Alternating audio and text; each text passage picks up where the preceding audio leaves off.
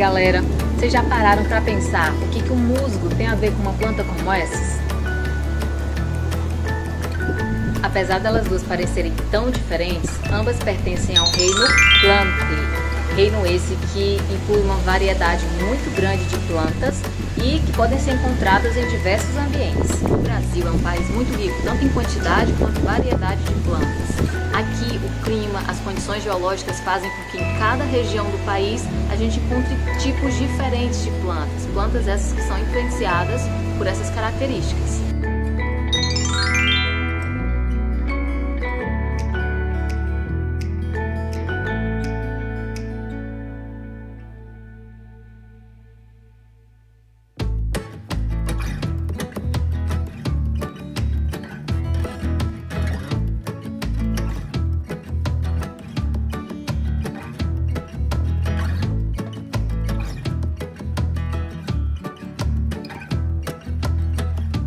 Olhando todas essas plantas assim, a princípio parece que elas não têm nada em comum, que elas são totalmente diferentes.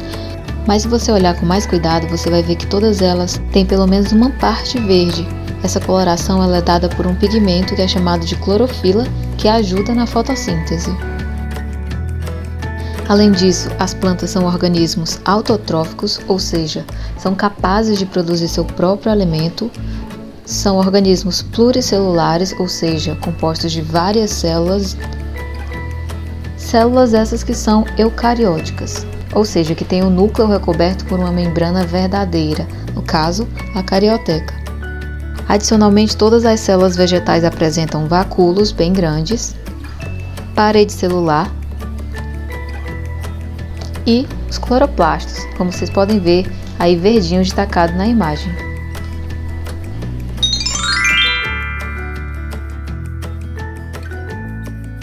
Gente, obviamente que vocês sabem que essa imagem que vocês acabaram de ver da célula vegetal é um modelo didático. Na realidade, ela é um pouquinho diferente e é isso que eu quero que vocês vejam aqui comigo hoje.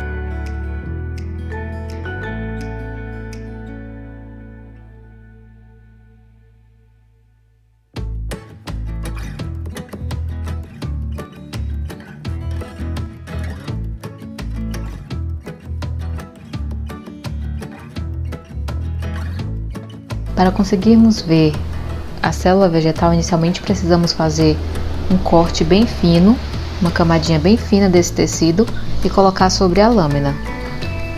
Em seguida a gente coloca com a pipeta um pouquinho de água sobre essas amostras e coloca a lamínula por cima. Isso vai ajudar ela a fixar e facilitar no momento da visualização.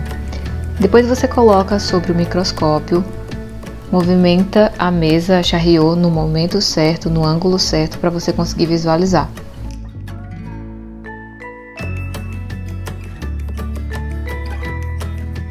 Você também pode alternar entre as lentes objetivas para aumentar o tamanho da imagem que você vai ver. Você deve usar os botões macrometro e micrometro para achar o foco perfeito. Em seguida você observa.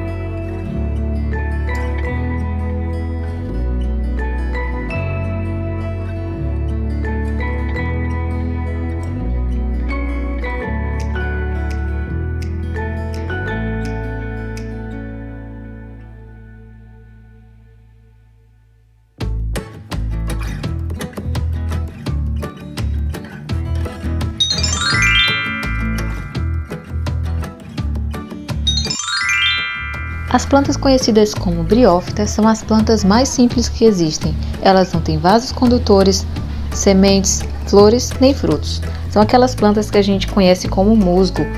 Popularmente também são chamadas de lodo, que crescem sobre as pedras, sobre as paredes, em regiões úmidas de forma geral.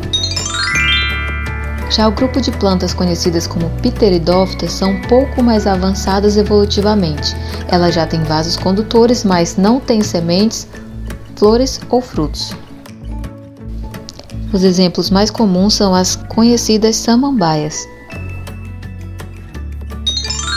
O grupo das gimnospermas inclui plantas que têm vasos condutores, têm sementes, mas não têm flores nem frutos. Os exemplos mais comuns são a araucária e o pinheiro.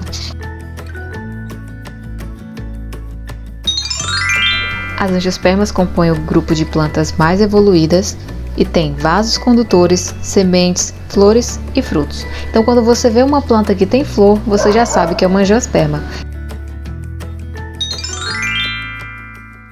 No terceiro episódio dessa série especial sobre evolução, vamos ver quem pintou o planeta de verde. Para começar, o que dá a cor verde dos continentes são as folhas das plantas, que são verdes por conta da clorofila que capta a luz para a fotossíntese. E a fotossíntese produz oxigênio, tanto oxigênio que o que a gente tem na atmosfera foi liberado pela fotossíntese das plantas, algas e bactérias. E é esse oxigênio que forma a camada de ozônio, que barra a radiação ultravioleta vinda do Sol.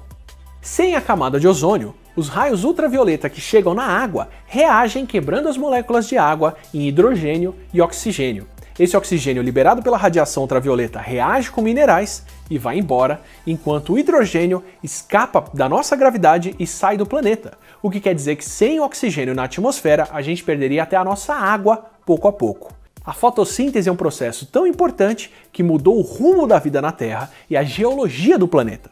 As cores dos oceanos e muito mais mudou quando um organismo conseguiu usar a luz para produzir energia de uma forma revolucionária. Uma das primeiras perguntas sobre a origem da vida é qual é o tipo de vida que a gente teve inicialmente. Se ela era capaz de produzir a sua energia ou se precisava consumir energia de fora constantemente, como nós fazemos. Uma coisa é certa, não era um organismo que fazia fotossíntese. Porque conforme a gente estuda a fotossíntese, entendemos que é um processo muito complexo para ter surgido primeiro e para ser o primeiro passo que a vida deu.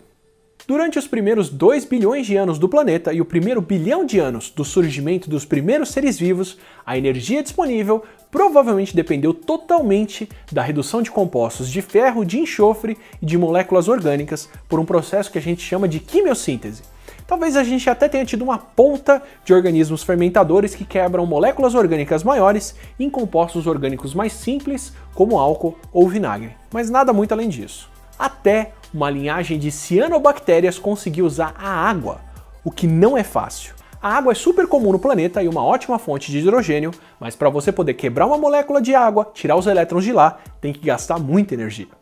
A menos que você possa pegar essa energia de algum outro lugar que haja uma fonte externa de energia para fazer isso. Nesse caso, a luz. As bactérias já estavam usando a luz para ativar compostos como ferro e enxofre, um tipo de fotossíntese que acontece até hoje e usa a energia da luz para arrancar os elétrons que todo mundo quer com mais facilidade, mas que não libera oxigênio. Outras bactérias se protegem da radiação ultravioleta, captando ela com um pigmento parecido com a clorofila, que absorve a luz como se fosse um para-raios. Só que um para-raios de luz, que ao invés de mandar essa energia para o chão, manda ela para um metal que era bastante comum nos nossos oceanos primitivos, o manganês. E o manganês, quando recebe essa energia, libera um elétron no susto. E o elétron liberado é uma energia para qualquer organismo mais esperto. Ou seja, a clorofila que faz a Terra ser tão verdinha não deve ter surgido do nada, mas sim foi uma modificação de um pigmento que já era um mecanismo de proteção contra a luz ultravioleta, um protetor solar natural que acabou virando uma forma de produzir energia bem parecida com o que a gente faz com o painel solar. Mas em algum momento na evolução da vida na Terra, por volta de 2,5 bilhões de anos atrás, uma cianobactéria conseguiu fazer algo completamente novo. Ela conseguiu combinar os dois sistemas. Um mecanismo que capta a luz usando um pigmento, a clorofila, e libera elétron, e outro que também usa a luz em proteínas com ferro e enxofre para produzir energia. Combinando esses dois sistemas, essa cianobactéria foi capaz de fazer uma coisa que a gente só sonha em fazer ainda hoje: usar a luz para produzir energia e quebrar as moléculas de água em oxigênio e hidrogênio. para reagir ele com o gás carbônico e produzir açúcares como os das plantas. Essa fotossíntese que usa a água e produz o oxigênio foi inventada só uma vez pela evolução, mas foi adotada por muito mais do que um organismo só. As cianobactérias não só conquistaram o mundo com a reação, como ainda foram adotadas pelas células das algas e das plantas, que incorporaram essas cianobactérias, onde elas estão até hoje, fazendo fotossíntese como uma organela chamada cloroplasto. E desde então não pararam de produzir oxigênio. O oxigênio que continua sendo produzido sem parar se acumulou como gás na atmosfera. Vários organismos que não estavam preparados para conviver foram extintos ou confinados aos cantos do mundo onde o oxigênio não chega, como o subsolo, em uma versão planetária do que a gente faz toda vez que usamos água oxigenada para desinfectar feridas, matando as bactérias. Mas se para os organismos que não estavam preparados o grande evento de oxigenação causou uma extinção em massa, para os organismos que estavam por vir, essa foi uma bênção. Não só a gente passou a ter organismos que produzem a própria matéria e energia em grandes quantidades, como as plantas e as algas, que são a base produtora de energia em muitos ecossistemas, como também pudemos ter metabolismos que aproveitam bem mais essa energia. Por ser mais reativo do que os outros elementos, as reações que usam o oxigênio como receptor de elétrons produzem muita energia. E a vida que até então andava em marcha lenta, que passou bilhões de anos contando moedinha para produzir energia, agora tinha disponível papel moeda, cartão de crédito e muito recurso para gastar. De brinde, a gente ainda ganhou uma camada de ozônio que nos protege da radiação ultravioleta e dá margem para um genoma mais complexo e muito mais recheado de DNA. Um prato cheio para a evolução, que agora podia acelerar o passo e começar a experimentar com células muito mais complexas e gastonas, como aquelas que deram origem a nós, animais, plantas e fungos, que oxidam os alimentos para obter energia. É isso aí, galera, a gente vai finalizando por aqui. E para ter certeza que você tá fera em botânica, que assistiu a aula direitinho, eu coloquei aqui para você esse desafio.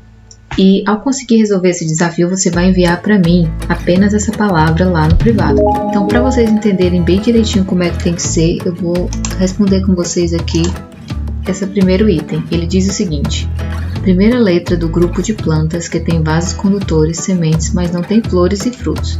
Aí você tem que pensar, qual é esse grupo de plantas que tem essas características? Pensando um pouquinho, você vai ver que a resposta são as gimnospermas. Como ele pede aqui a primeira letra, então você vai destacar o G. Logo, a letra que vai compor o primeiro quadradinho dessa palavra é G. Você tem agora que responder esses 3 que sobraram e enviar para mim. Até a próxima aula!